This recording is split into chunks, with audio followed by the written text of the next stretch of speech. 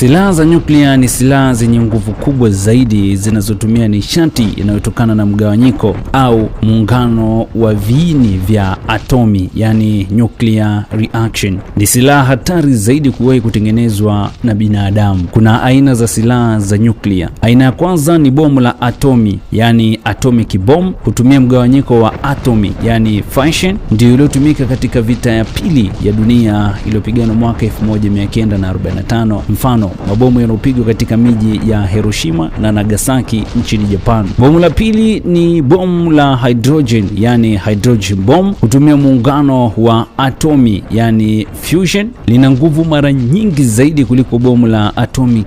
Ni silaha zenye uharibifu mkubwa sana. Na hapa ni baadhi ya nchi zinazomiliki silaha hizi za nyuklia. Nchi ya kwanza ni Marekani, Urusi, China, Ufaransa, Uingereza, India, Pakistan, Korea Kaskazini. Israeli nayo inaaminika kuwa inatengeneza au inamiliki pia nyuklia. Lakini hapa kuna madhara pia ya silaha za nyuklia. Kwanza, uharibifu wa papo kwa hapo, mlipuko mkubwa ambao inabomoa majengo ya kilomita nyingi, lakini linatoa pia joto kali, huunguza pia watu pamoja na vitu pamoja na viumbe mbalimbali kwa mara moja. Mshtuko wa mawimbi, yani shock wave, husababisha pia majeraha makubwa hata kwa walioko mbali kidogo. Mfano wa madhara haya yalionekana mwaka 1945 katika miji ya Hiroshima pamoja na Nagasaki nchini Japan. Lakini madhara mengine ni mionzi, yani radiation, husababisha saratani na magonjwa ya damu. Watu wanaweza kufa siku, miezi au hata miaka baada ya mlipuko. Watoto wanaweza pia kuzaliwa na matatizo ya kiafya. Lakini madhara ya muda mrefu pia kwa mazingira, ardhi inachafuliwa na mionzi kwa miaka mingi. Maji na chakula pia vinaweza kuwa na sumu. Wanyama pia na mimea huathirika pia. Baridi ya nyuklia, yani nuclear winter,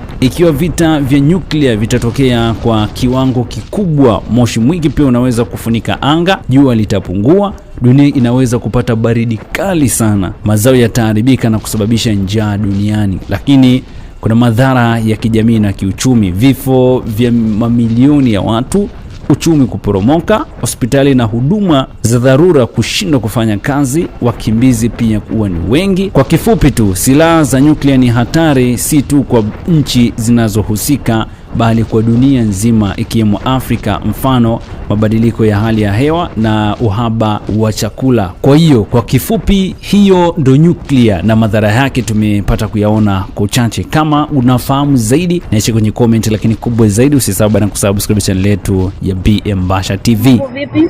Big up sana kwa wale ambao wamesubscribe channel yetu ya BM Basha TV. Na leo msanii wetu tunamzungumzia ndio huyu hapa.